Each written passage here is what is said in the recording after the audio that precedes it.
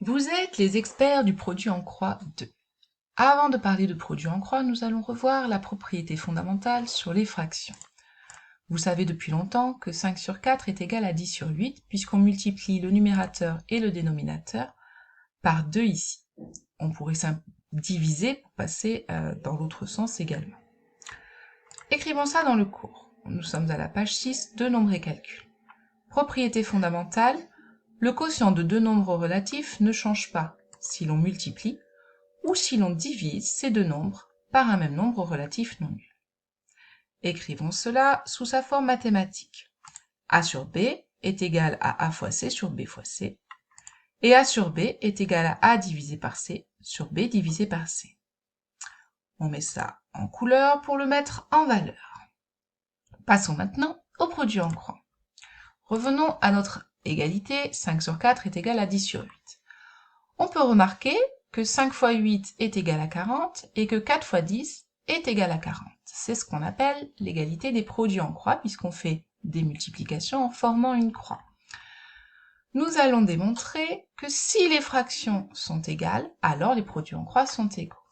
On va travailler avec les fractions A sur B et C sur D. On va les mettre au même dénominateur en multipliant les dénominateurs l'un par l'autre. Donc par exemple, pour cette fraction ici, je multiplie numérateur et dénominateur par D, ça ne change pas, grâce à la propriété fondamentale. Pour la deuxième fraction, je vais multiplier numérateur et dénominateur par B. J'ai donc ici une égalité entre ces fractions et elles ont en plus le même dénominateur. Cela signifie que les deux numérateurs sont égaux et nous avons bien l'égalité sur les produits en croix. On va écrire ça dans le cours. On est sur la première partie ici.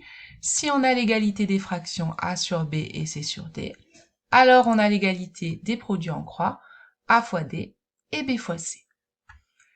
On va regarder ce que ça donne sur un exemple. Ici, on va traiter le cas où on a l'égalité de fractions et on cherche un nombre. C'est pour ça que je l'ai appelé le quatrième nombre. Nous, on sait que les fractions sont égales, donc que les produits en croix sont égaux, c'est-à-dire que x fois 4 est égal à 5 fois 7. On va calculer 5 fois 7 assez facilement, ça donne 35. On cherche le nombre qui, multiplié par 4, donne 35. Pour le trouver du premier coup, on fait la division. Donc x est égal à 35 divisé par 4, ce qui donne 8,75.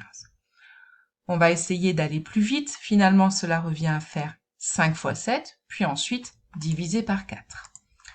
On va pouvoir représenter ça avec une petite croix et une petite flèche. On fait 5 fois 7 divisé par 4 pour avoir x. Pour la prochaine fois, un petit exercice très rapide. Je vous demande de calculer le nombre x pour lequel 15 sur 12 est égal à 10 sur x.